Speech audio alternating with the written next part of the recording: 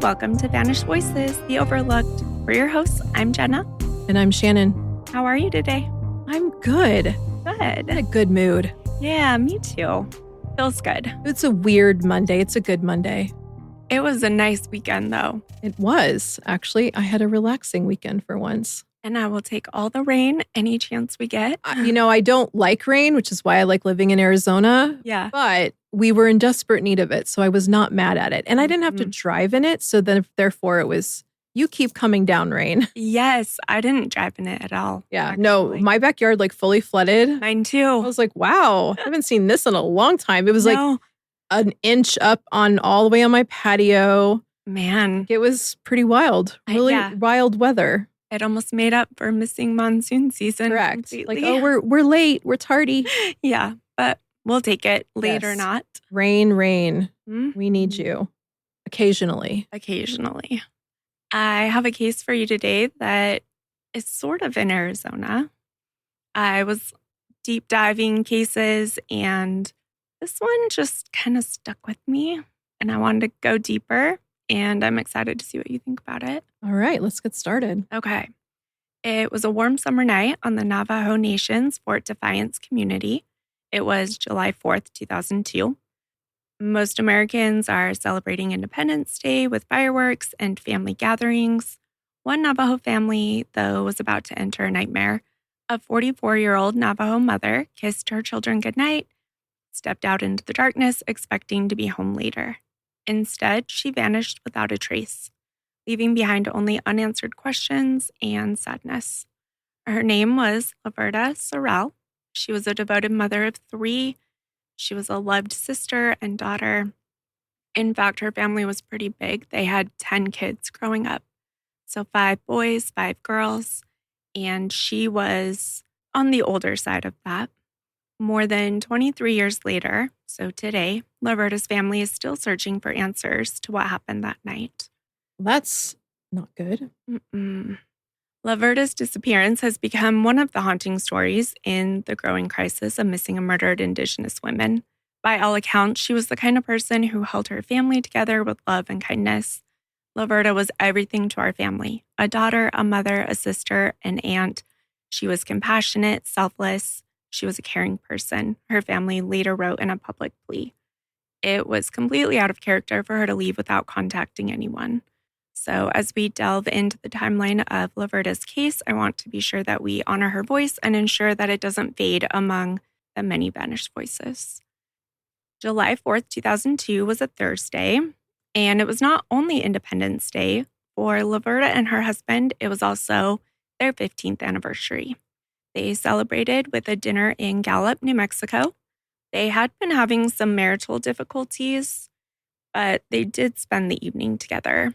And late that night after dinner, Laverda asked her husband to be dropped off at her workplace in Fort Defiance, Arizona. So where? Oh, okay. Right on the border. So yeah, because Navajo Nation's up north. So Fort Defiance is up there too, on the border of what, Utah? It's actually Arizona and New Mexico. Okay. So her house was in New Mexico. And then she'd cross over to work in Fort Defiance on the Arizona side. Okay. Yep. And it's actually where her kids went to school. She worked in the same school district. Okay. It's between 30 to 40 minutes, though, from where they lived. Oh, wow. Mm-hmm. Of course, when you're in that type of rural area, that's not really far. Right. 30 minutes is normal. Her daughter said in an interview that they would drive an hour to the grocery store. Right. Everything was far. Yeah. Mm-hmm. She worked as a staff member at the Window Rock Unified School District's administrative building. For reasons that remain unclear, she insisted on stopping by the office that night at 11:30 p.m. Interesting. I guess if you're staff, you would have a key, but you would think the school would be closed that time. For the holiday, or summer. Yeah. And in deep diving this, I saw people that said they were custodial staff, which she wasn't. She was administration. Yeah. But, they were saying they would go in during the summer to do things like stripping the floors and waxing. Okay, yeah, that's true. It would have been during the summer, so the teachers would be on summer break. She was still working. So we'll find out on Monday, which was the 8th, she didn't go into work and she was supposed to. Okay. So I'm not sure if they were getting ready, some of Probably our getting school ready for the school to districts start. Yeah. start in Yeah. mid-July. It could have been just a couple weeks, Okay. Oh, and administration. So, Mhm. okay. So she wasn't necessarily a teacher. Got it. And she did have keys. Spoiler, they were not with her, which is odd. Yeah. Why? How would she have gotten in Yeah. at 11:30 at night without keys? And why? Why can't you just go there the next morning? Interesting. Mm-hmm. Her husband later told authorities that he did exactly what she asked. He drove her to the school district building at 11:30 p.m. on July 4th, dropped her off. He says he watched her walk towards the building, and according to him, that was the last time he ever saw Laverda. Now, was he waiting for her to go in and do whatever she needed? And then he was like, so was he waiting? So he dropped her off. He dropped her off and went home. So then how was she supposed to get home? He says that he thinks she was meeting someone there. But he can't say for certain. Like, you would think these are things you would have discussed. So, yeah. Their marriage was basically over. Right. Okay. They had talked about divorce. He didn't really want a divorce, but she was done. A lot of the reporting says that her whole family knew she was having an affair. That was not true at the time. They didn't know that. They found that out through police investigation later on. And he did know that because in an interview he gave, they had talked about it. So, okay, but he thinks she's meeting him there. Yeah, and yet you drove her. Like, that's just weird. And why 40 minutes away? Like, is she trying to make it seem like she's going into work, but she's meeting him? Or did the affair work at the school also? I don't know. Okay. There is very little. Yeah. I couldn't even find his name. Yeah. Yeah. We don't know what happened after Laverda got out of the car that night. She never returned home. There were no confirmed sightings. And they were still living together? They were. Okay. Yep. And the other thing I had been wondering was dinner. Did they actually go to dinner? How do we know that? And I guess over the course of the night, they went to dinner and police were actually able to find video surveillance and the receipt of her and her estranged husband, essentially. Yes. His name is Edison. Okay. Yeah. Eating dinner. That's confirmed. Her kids, Tiffany, and then she also had 2 sons. So Tiffany was 14 and her 2 boys were 10 and 11. Okay. They had gone to like an Independence Day fair. They had taken friends. Tiffany says she drove there, even though she was 14. It was close by. It was... Okay, rural. Yep. She says she drove there. Some of the interviews say that Edison and Laverda stopped by. The fair? Okay. Some say that he just called her to say, when are you getting home? They think the curfew to Tiffany or to... Okay. Yeah. They think her curfew was like 10 or 10:30. Yeah. Even though it was like she had her little brothers with her. So, yeah. And then some friends too. And so when they were coming home, she dropped off the friends. They got home. When she got home, which was a little bit after curfew, she was planning to be in trouble for being late. Right. She said the house was empty and she went straight to bed because she didn't want to get in trouble. Right. Yeah. So she's going to pretend she's been there the whole time. Yep, exactly. So that's kind of the night of the 4th. The next morning, Tiffany wakes up. She's wondering where her mom is. I guess leading up to this, during that time in their relationship, they had been moving towards divorce. And even earlier in 2002, Laverda and Edison were married in a traditional Navajo ceremony. Yeah. And her older brother was like... Oh, and that, I believe, doesn't that mean you're like linked for life? Yeah. And he said, divorce isn't as easy as you're thinking it's going to be. Right. And you also need to get permission. And so she had her parents and family over. And the timing is sketchy because it's so much later. Yeah. But sometime earlier in 2002 and said, I want a divorce. Right. Things sometimes got physical in their relationship. Okay. I think that's mostly the reason that she had told them. Right. But they all knew that they were headed towards figuring out the logistics.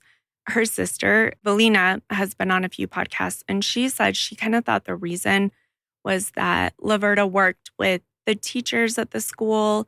Her daughter, Tiffany, was about to go into high school and was trying to keep it as low profile as possible. Yeah. And not cause too many disruptions. Well, and again, small town. Exactly. People love a gossip mill. And that's just food for the fodder. Right. So she was thinking she was taking her time, making sure that it got done the right way, I guess. Right. Yeah.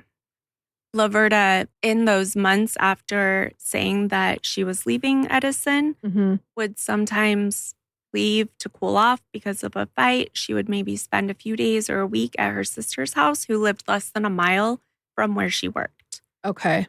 And Valina also thinks that's strange that she wanted to be dropped off at the school and not at her house. Right.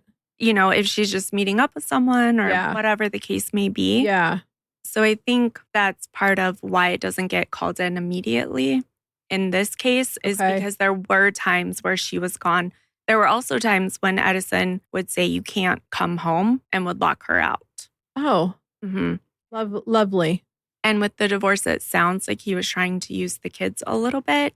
Yeah. Whether to keep her there or just as a bargaining chip, because I believe that house that they lived in was hers. Oh. And under her name. Interesting. Yeah. So he would have lost his marriage, his home. Right. And while less access to his children. While we're on that note, he did have a child from his first marriage. He had a son. Valina says that Laverda always treated that son just like one of her own. But leading up to this, he had worked for a lumber mill, driving trucks and taking it where it needed to go. It had closed down. So was he out of work at the time? A little bit. Okay. He was leading scouting hunting expeditions into the wilderness surrounding where they lived. So that's probably only during hunting season. Yeah. Exactly. She paid most of the bills. Okay. It was losing a lot more than just his relationship, ending. his job, financial security, his housing security. Okay. Yeah. Valina, who was Laverda's younger sister by about 10 years, said that they were best friends. They chatted every single day. On Independence Day, on July 4th, they had talked earlier in the day. She knew about Laverda's plans later that night. She tried calling Laverda the next day. She didn't get through to her. Valina was a speech therapist for the same school district that Laverda worked at. And so when they both had started working there, they were chatting every day, sometimes about work stuff, but they kind of got into that habit. Yeah. Valina had moved to her own private practice by this point. Okay. But they were still chatting every day. Okay. So she had a trip the next week for work where she was leaving on Monday. And she called Laverda to say, here's my itinerary for the week. Whatever. How's your week going? Haven't talked to you for a couple of days, which is abnormal. Laverda didn't answer. She took her flight. She called again. No answer. And so she tried calling Laverda at work. And that's when she found out from the boss that she had missed the day without calling in.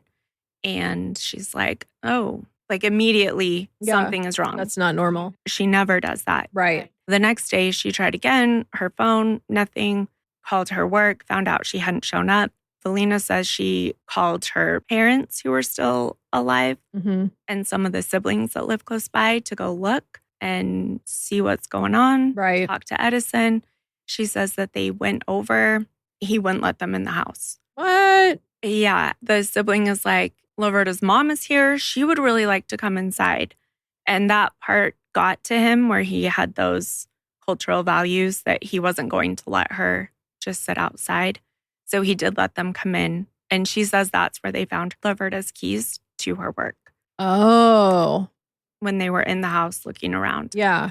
And so then when they're looking for her, there's no sign of her. He's not very bothered, whether it's because he just thought she was taking a break. Off somewhere. Exactly. Or something else. But that means that it was nearly a week before police were looped in. Right. Yeah. And that's about when Tiffany says she realized something was wrong. Yeah. Because again, she knew that sometimes her mom would stay with Valina or... Which okay, you're staying with your aunt. I'm sure the kids would know. She would let them know that she was going to be at Auntie's house. Exactly. I guess whatever communication they were getting was a little bit scattered. Right. I would be curious to see what he told his children about where their mother was. Tiffany said he didn't say much. Interesting. Those were her words. So whether we'll continue playing devil's advocate, whether he just didn't want to talk about it, he knew it was really about over, or something else, I don't know. We'll say that he's never been named a suspect, but nobody has. Okay. So they filed a police report, and this case got even messier than usual because she lived in one jurisdiction in New Mexico. The reports say that she was last seen in Arizona. Oh, God. And then you also have the tribal police. Right, because it was in Navajo Nation. Yeah. So you've got basically 3 different jurisdictions right off the bat. Laverda was last seen in Fort Defiance, Arizona, which was on Navajo Nation, but she lived across the state line in Navajo, New Mexico. Different jurisdictions. We've got Arizona, we've got New Mexico, and then they also had New Mexico's McKinley County since her home was there, which is how we got all 3 of those. Yeah. One detective says her ex-husband, and I dug into that. I know, it's an interesting term, considering they're still married. Right. I believe that that's Valina saying it because she hasn't really talked to Edison since way back in 2002. Okay. But she says her ex-husband told us that he dropped her off at her work, which was in Arizona, but she lived in Navajo, New Mexico. That's where the sheriff's department got involved when she's trying to explain this jurisdictional puzzle. And the result was a lot of back and forth between agencies. One report basically compared it to hot potato. Well, yeah. Not mine, just passing it around. Yeah. The Navajo Nation police began the initial search and the investigation, and pretty quick, the FBI came in, which we don't see very often. That means that they had some evidence of foul play because they won't get involved just for a missing person. Right. It depends on the circumstances. Investigators did start by interviewing Laverda's husband, who was the last person to see her, and he repeated his story. They had an anniversary dinner. She wanted to go by her office, and he dropped her off at 11:30 p.m. Of course, these details that family members found out later raised eyebrows. Well, and even an anniversary dinner, but they're going towards divorce, like, that seems kind of weird too. Yeah, except for that one. I listened to one interview that Valina gave. I couldn't find any reporting or sources or anything that verified the dinner. But she did say on that interview she gave that there was video evidence and that they did get the point of sale. Okay. Because that was my initial question. I mean, I could see them going to dinner, but hauling at their anniversary dinner seems interesting. Weird. Yeah, I agree. Also, it emerged that Laverda was having an affair with another man. Some reports say that she planned to meet him the evening of July 4th, but the family didn't find any of these things out, like the dinner or going to the school, until a lot later. And they then only found it out from investigators, not from Edison. He never told them any of that timeline, which is kind of odd to me. Right. On one interview that Edison gave, he talked about this time in their marriage and the affair that she was having. He says that he just was like, why wouldn't you just not see him anymore? Let's just try to get back to us. And Tiffany says that she did see her dad start doing things like bringing flowers, trying to be more attentive after she had told him she wanted a divorce. And Tiffany said it felt like a too little too late. Yeah, say too little too late. That's exactly what I was thinking. Edison says that, he was still trying to work it out with Laverda. He says, and these are his words, he says that Laverda told him that she was afraid of the new guy in her life and that she said, quote, he can do stuff. And Edison said he asked what that meant, and Laverda wouldn't say. He says he then asked if this man was threatening her kids, and she said, no, he knows stuff. I don't know if I buy that. It's so convoluted. A little convenient. given the Mhm. circumstances now. Right. That interview was from 2023 and it was on Arizona True Crime Podcast, which I will link. But it's the only place that I could find anything from him specifically. Hmm. Yeah. So we have no information about the affair. Right. Edison says it was going on for around a Right. year. But the police haven't released any information Mhm. regarding this individual Yeah. or even acknowledged that they've talked to this person. Not that I could find. Okay. But the FBI did say on that same podcast that when it comes to all of their cases, they hold as much as they can. Yeah. He said, our ultimate goal is successful prosecution. Right. I'm more like, okay, what does the small town gossip mill say? As I can't imagine that was not known. Right. Or at least rumors were starting to fly, especially after she disappeared, that people weren't talking about it. Yeah, I agree. So I'm not sure because Tiffany said that her and her brothers had met him. Oh. Mm-hmm. I would say that's pretty serious then if you're not even divorced from their dad. Right. And you're bringing a new granted, you never know how you could have just been introduced as a friend, but still, that's pretty. She did say, though, kind of a big deal. Meeting him, she thought to herself, why couldn't you have started this after the divorce was final? Right. Understandable. Yeah. So I did get the feeling, whether she just knows now or she did know at the time, that it was more than just a friend when they were introduced. Right. Yeah. That leads to questions if she was seeing him that night. What is his story? Yeah, what did he say happened? The family. So clearly Tiffany knows who he is. Mm-hmm. Did he ever speak to them? Did they ever speak to him? Right. Velina said that she felt like they interviewed everybody. They talked to people that Laverda worked with. They talked to the whole family. Yeah. My guess is yes, but keeping that under wraps. I couldn't find... No, I mean, did the family talk to him? I didn't hear that in anything. Okay. Foul play was an immediate concern from day one. Velina and other family members did not believe for 1 second that Laverda would just leave. They did say what we see a lot, that police to some degree had that same mentality. She's an adult. She can leave if she wants.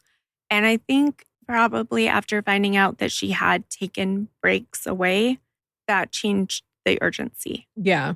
Where it's like, she probably could just be maybe with him now. If you were trying to keep the kids anyways, maybe she's fine and just off, which no. It's crazy and I hate that. Well, and considering, yes, because that's what they do. But considering, if again, a little bit of investigating would have said, oh, she's the breadwinner.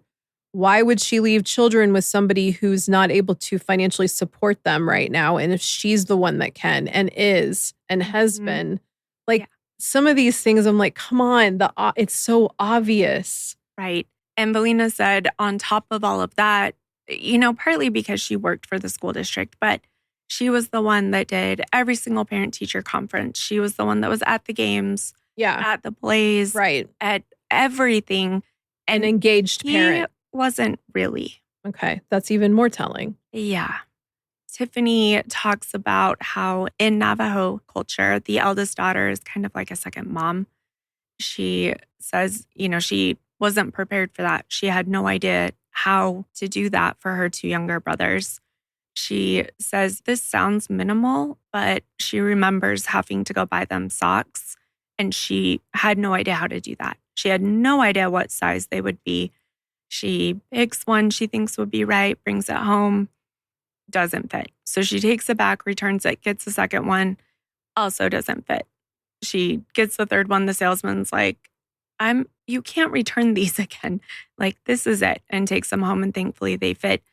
But, just referencing how she doesn't think her mom would leave her to do everything like that. And again, why isn't their father buying them socks? Right. Because she also goes on to explain how she got summer jobs and had to take the money that she earned to help buy her brother's clothes for back to school.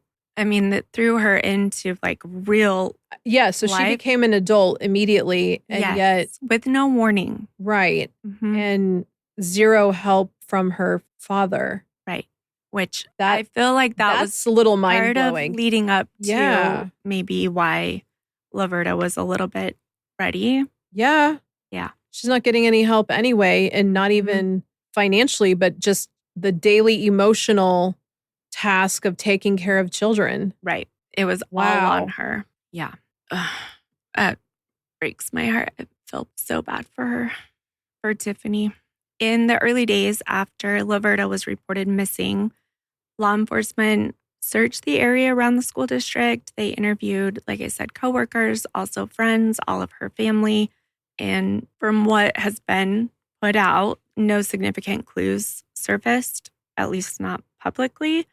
But because the FBI joined the investigation, I feel like there had to be something. Right. But again, that was 23 years ago. And it wasn't until the end of 2023, beginning of 2024, that they quietly reclassified her case as potential homicide. Interesting. Mm-hmm. And, they wonder why. Mhm. Why 20 years later? Right. You reclassify it now. Yeah. Valina says that they really were hearing nothing. They haven't found her, No. correct? Okay. Right. Days turned into weeks, weeks turned into months, months turned into years. And they're trying to figure out who to contact. Like we've talked about, they had multiple FBI contacts over the Sheriff. years. Yep. 2 different states, police department. Like, yeah. Yeah. Crazy. And they're on their 5th FBI agent, she mentioned. Wow. And that was 2 years ago. Wow. So I'm not sure if that has stayed the same or not. But for years, the family had to endure this sense that authorities were not taking Laverda's case seriously. Valina has often spoken about how early on she felt like there was victim blaming and a real lack of urgency. Like she chose to meet this person or Shows the situation she found herself in. right. Lovely. And so it wasn't at the top of their list, she felt like ever, which is what it sounds like. There's very, very little on this case.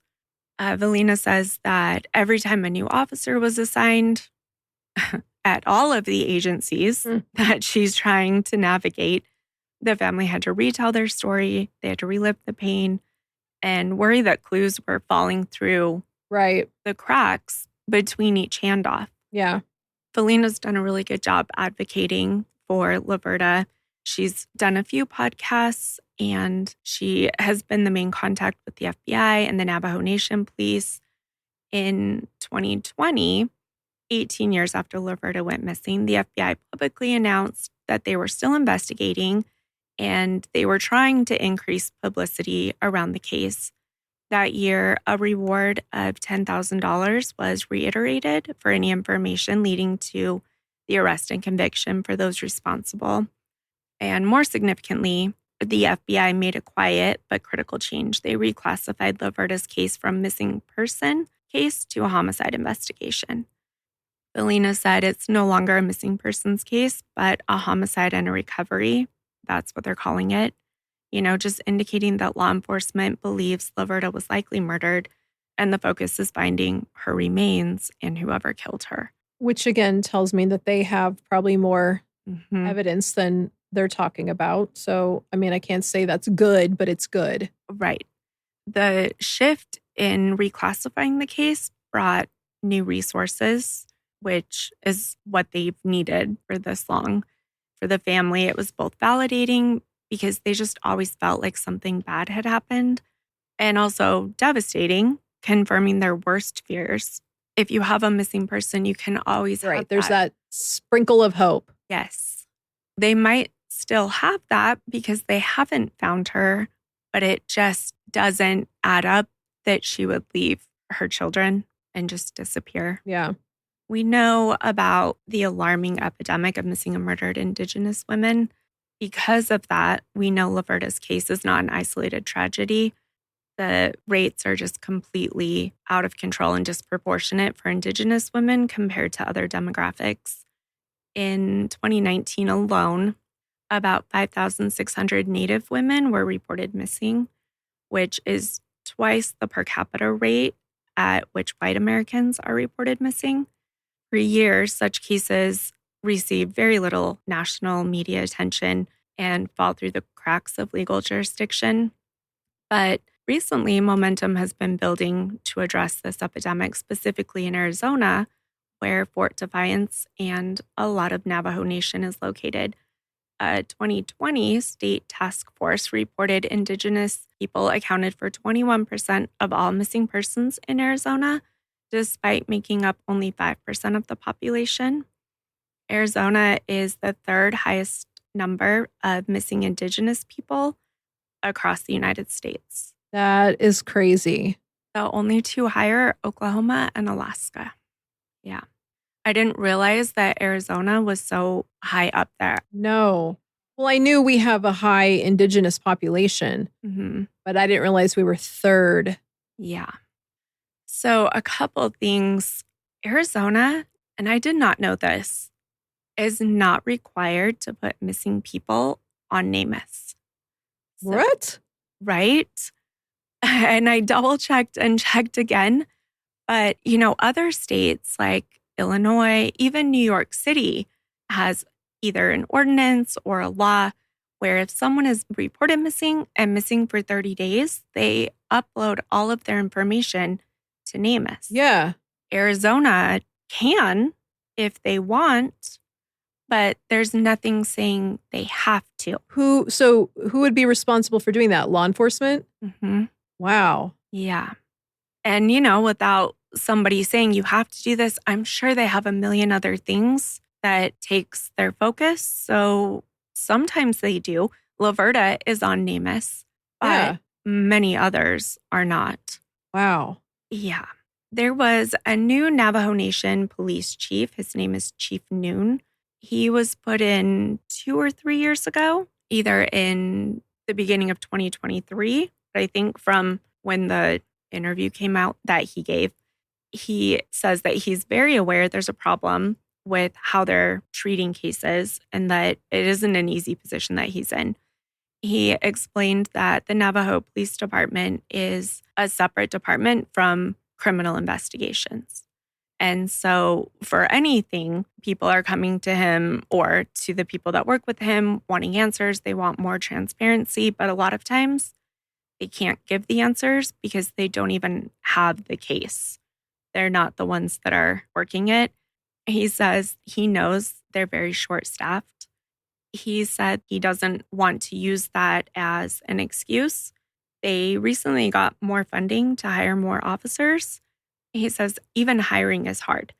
The last time they opened it up for a round at their police academy, they had 100 applicants and only 17 passed the background checks to even start at the academy. Wow. So he's just saying it's such a trickle-down effect from the lack of funding, but then also when you do get the funding, putting the right people in the roles is really tough. Huh. He said, and this is another case that we've dug into, but the Shiprock district on their reservation, which is where Rennell Bennett's case is, the jail is closed. So if an officer in that area makes an arrest, they have to take them to the hospital first for clearance. Then it's an hour to an hour and a half away to book them in another facility, and then they have to travel back. Wow. At very best case scenario, one arrest takes 4 to 5 hours. Well, and I mean, talk about not wanting to do your job. Exactly. Unless it's like a super big deal. I mean, and you never know. Sometimes it's those little things that you catch the big fish with when they finally mess up and get a speeding ticket or something. Right. And he said, I hate to admit it. The interviewer asked him, does that mean maybe an arrest wouldn't happen if they don't have 4 to 5 hours? And he was like, maybe sometimes, yeah. Yeah. And absolutely. You get it. They're 2 hours away from their shift ending. Right. And it We're would going to let them speed on by. Mm-hmm. Wow. Yeah. And that's just one of the small areas that is in that vast nation. I mean, I guess if there are perfect places to commit a crime. Right.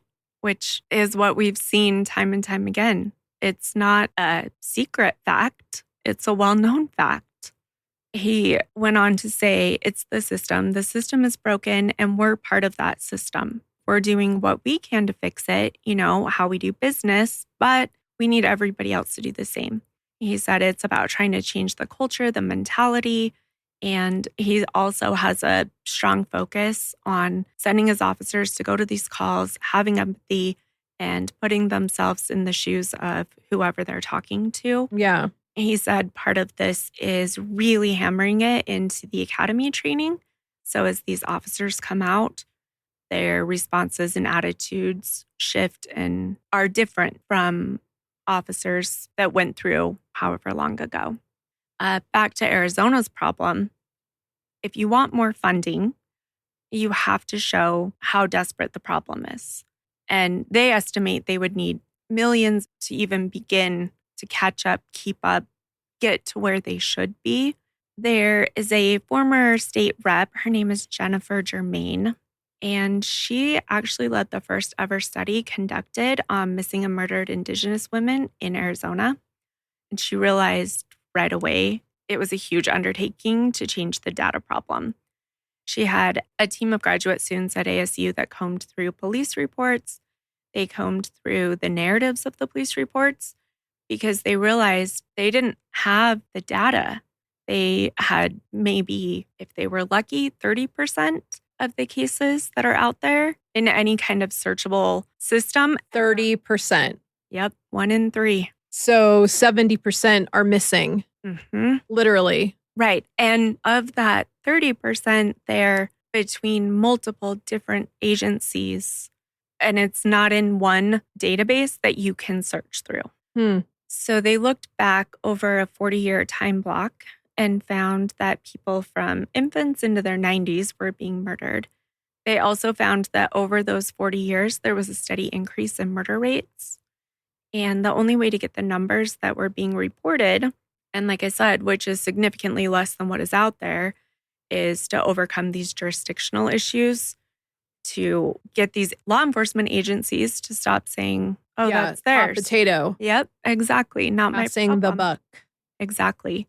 She said in an interview that they each have turfs, and what we really need is for agencies to communicate and cooperate and to somehow form an intergovernmental agreement where they can properly hand off cases. Yeah.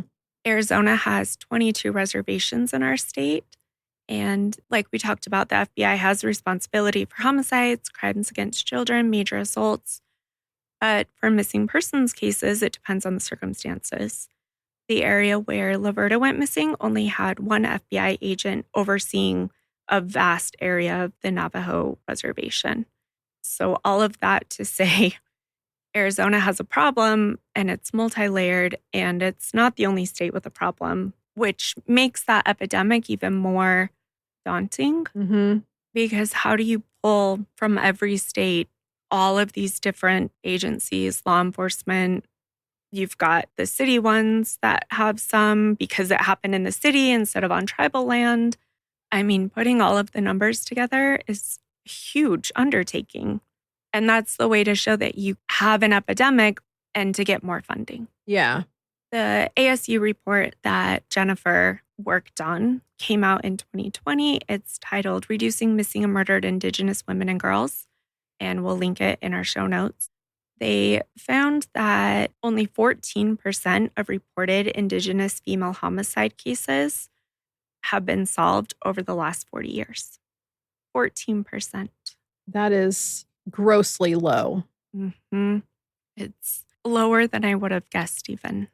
Yeah. I'm beginning to think nothing surprises me anymore.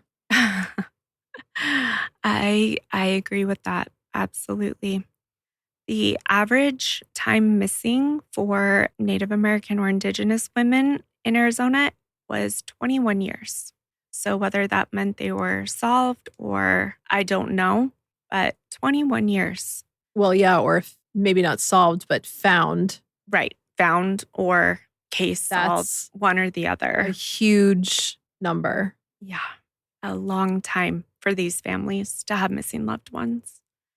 Arizona is trying to address this issue. In 2023, Arizona's Governor Katie Hobbs established a special task force aimed at tackling the missing and murdered Indigenous people crisis.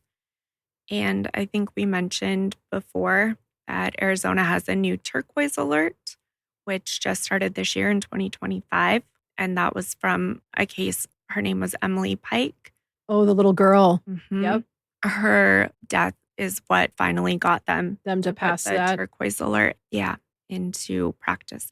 For families like the Sorrells, these policy changes, the attempts to fix the jurisdictional maze, puzzle, hot potato, whatever you want to call it, are a small comfort. They welcome any help that could help crack Laverda's case, also to prevent others. But what they truly want is personal closure. Valina and Tiffany both often join other families of missing Indigenous women at events to share stories and push for action. Among those stories, Laverda's case stands out in Arizona. It has been noted as one of the most high profile, although nobody that I've asked seems a little incorrect. It is incorrect. Because I think back to 2002, and that was the summer she went missing I was planning my wedding to get married in October. So I was very much hyper-focused on that. Yeah. Because I certainly don't remember hearing, and plus, living down in the Phoenix area. Mm-hmm. Which is about 6 hours away from Window Rock. You don't really hear, I hear when the Navajo Nation votes, and then I hear when the Navajo Nation gets a rainstorm, but other than that, you don't really hear much out of Navajo Nation. And out of all the places, we should be getting the local news. Right. That local to our state. Exactly. And so while they say the most high-profile unsolved case on the Navajo Nation, I don't believe that holds as much weight as it should. No. For many years, Laverda's loved ones heard little from investigators. In fact, at one point, Valina went nearly a full year without any update from law enforcement on the case. And the silence is excruciating, she said. In early 2024, an unexpected development gave the family a renewed surge of hope. By coincidence, Valina and the family's pro bono attorney, Darlene Gomez, she's amazing, by the way. She has 20 pro bono cases as of the last interview I could find from her. And in an interview, she says, they ask her, why are you taking them pro bono? And she said, these families don't have money to print flyers. Right. Or put gas in their car to go search. They don't have money for an attorney. Yeah. But they need that. Right. I'm sure she has a firm backing her. At least I hope she does. I hope so too. Because, man, what a tough and to role have to take 20 active cases as a private attorney, that's a lot. It's a lot. Especially, and maybe if they're not making progress, you're checking in. Yeah. But still, hopefully there's a firm backing up the pro bono work. So they were at a Phoenix news station for an interview and decided to make a few phone calls in the lobby. In that moment of proactive persistence, they finally reached the right people, which is kind of amazing karma. To their surprise, they learned that the FBI had recently assigned a new lead to Laverda's cold case. The U.S. Attorney's Office had appointed a new missing and murdered Indigenous persons special attorney to focus on it as well. The new federal attorney's name is Elliot Nill, and he's one of the first MMIP dedicated prosecutors in the country, focusing specifically on cases in the Southwest. He talks openly about the systemic failures that families like Laverda's have faced. He said there's no reason that law enforcement needs to go radio silent for months or in some cases years. That just should not be happening. One of his pledges is to change that approach, and his role is specifically to improve communication between all of these multiple agencies and to ensure that there's no jurisdictional confusion that hinders the progress. Even simple gestures like a periodic phone call to update families can make a huge difference. Neil noted sometimes all it's going to take is just let families know, hey, We haven't given up. We're still working hard to find your loved one or figure out what happened and hold whoever is responsible accountable, he explained. The phone call in the lobby marked a turning point for Valina. She said, "We should be expecting something exciting in the near future," so that there speaks volumes. It was the most optimism, she said, that she has been given by authorities in years. While they have heard hopeful words before, this felt different and it felt active. Neil's team is also bringing modern investigative tools to the table, finally, like advances in DNA technology and evidence analysis to help uncover new leads in cold cases. Neil even indicated that he's eager to apply these to Laverda's case. So hopefully we can do an update on this one day in the future and that they've gotten some kind of update, closure, solved. Right. The story of Laverda Sorrell is deeply personal and tragically common. She would be in her mid-60s today. She would be a grandmother, imparting wisdom, love to her family. Instead, there's just this void that nothing can fill. Tiffany said, "I know she's going to be guiding me along the way, but in spirit rather than in person." As of today, Laverda's case remains officially unsolved. No one has been arrested or charged for her disappearance, but her family hopes that that will change one day, and hopefully soon. Investigators treating it as a homicide and actively working on it means there's still a chance for answers. At the time Laverda went missing, she was 44 years old. She was 5'1", 110 pounds. She had black hair, brown eyes. She wore glasses, and her ears are pierced. If you have any tips, information, we'll say it every time, but even the smallest detail, something you might not even think is important, could help investigators close this. The number to reach is 505-889-1300. And I really hope that they get that one tip. Right? Yep. Just needs one. Just one.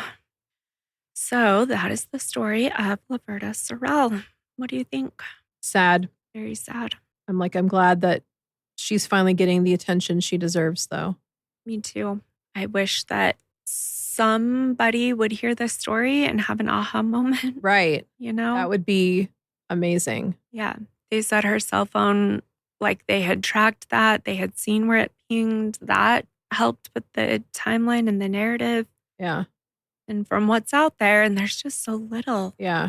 So hopefully they have a lot of things close to the chest that they're just we just can't sharing. know about yet. Yep. But yeah, so we'll keep an eye out. Fingers crossed. Mm-hmm. So thank you all for joining us for this episode of Vanished Voices. We are so grateful you've chosen to spend your time with us as we bring attention to these stories that too often go unheard. If you'd like to learn more about the resources and sources we used in today's episode, visit our blog, link through our website at vanishedvoicespod.com.